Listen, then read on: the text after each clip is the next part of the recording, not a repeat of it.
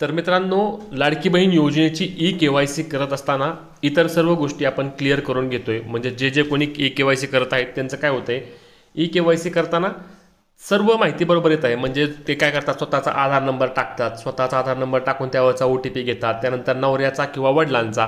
आता यामध्ये देखील ज्यांचे प्रश्न पुन्हा एकदा असणार आहे तो 2 मिनिटात मी क्लिअर करतो की नवऱ्याचा नंबर टाकायचा, आधार नंबर की पती म्हणजे नवऱ्याचा टाकायचा की वडिलांचा टाकायचा। लक्षात घ्या, तुमच्या आधार कार्डवर ज्याचं नाव आहे ना, तुमच्या आधार कार्डवर ज्याचं नाव असणार आहे त्याचा तुम्ही त्या ठिकाणी नंबर टाकायचा आहे। म्हणजे तुमच्या आधार कार्डवर समजा नवऱ्याचं नाव आहे तर तुम्ही बिंदासपणे त्या ठिकाणी नवऱ्याचा आधार नंबर टाका, आणि तुमच्या आधार कार्डवर जर तुमच्या वडिलांचे नाव आहे तर तुम्ही त्या ठिकाणी तुमच्या वडिलांचा आधार नंबर टाका, त्यावरील OTP घ्या, आणि OTP घेतल्यानंतर तुमची ही प्रोसेस असते। ही प्रोसेस शेवटची असते जिथे अनेक लाडक्या बहिणी चुकल्या आहेत। आता यामध्ये काय करायचंय तीच माहिती आपण सविस्तर या व्हिडिओमध्ये सांगणार आहे, त्यामुळे व्हिडिओ शेवटपर्यंत पाहायचा आहे।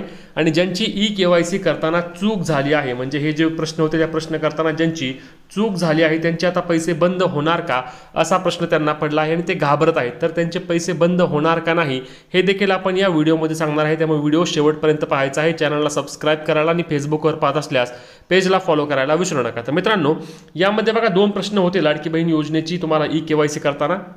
जात प्रवर्ग तुम्ही निवडला असेल, तुमची जी काही जात असेल तो प्रवर्ग, अनुसूचित जाती असेल, जमाती असेल, किंवा तुमचं मग OBC असेल, भटक्या जमाती असेल, जो कोणता प्रवर्ग तो निवडा तुम्ही।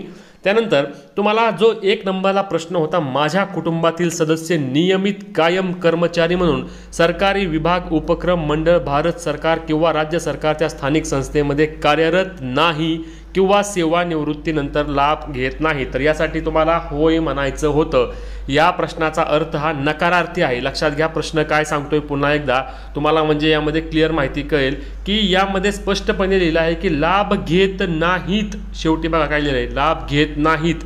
तुम्हाला या ठिकाणी होयच म्हणावे लागणार आहे। होय म्हणजे याचा अर्थ काय होतो की तुम्ही योजनेचा होयचा अर्थ होतो की तुम्ही या ठिकाणी लाभ घेत नाही। लक्षात घ्या, ठीक आहे। त्याच्यामुळे तुम्हाला या ठिकाणी ज्यांची ई-केवायसी राहिली आहे त्यांनी काय म्हणायचंय, तर होय म्हणायचं आहे तुम्हाला ई-केवायसी करताना। आणि ज्यांच्या कुटुंबातील एक विवाहित एक अविवाहित या ठिकाणी देखील तुम्हाला होय म्हणायचं आहे। दोन्ही ठिकाणी होय म्हणूनच तुमचा फॉर्म या ठिकाणी तुम्ही सबमिट करा, जेणेकरून तुम्हाला कुठलीही अडचण येणार नाही। लक्षात घ्या पुन्हा एकदा।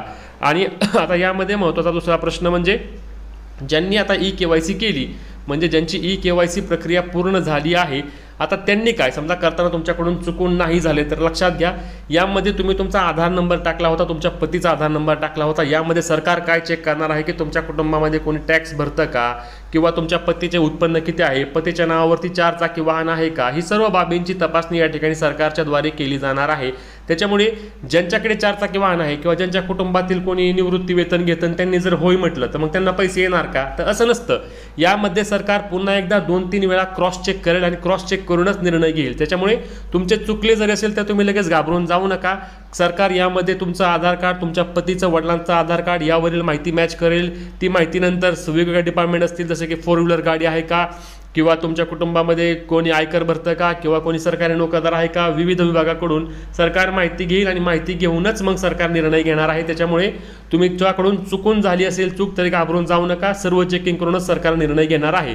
परंतु जे राहिले आहेत त्यांनी मात्र दोन्ही ठिकाणी होय करा। नाही म्हणाल तर तुम्हाला कदाचित काही प्रमाणामध्ये प्रॉब्लेम येऊ शकतो, कदाचित येणार नाहीच पण कदाचित येऊ शकतो। त्याच्यामुळे आता जे राहिले त्यांनी होय म्हणून तुमची ई-केवायसी प्रक्रिया पूर्ण करून घ्या, यामध्ये चुकू नका। आता याच्या व्यतिरिक्त तुमचे कोणतेही प्रश्न असल्यास कमेंट करून सांगायला विसरू नका। तसेच ही महत्त्वाची व्हिडिओ जास्तीत जास्त शेअर करायला, फॉलो करायला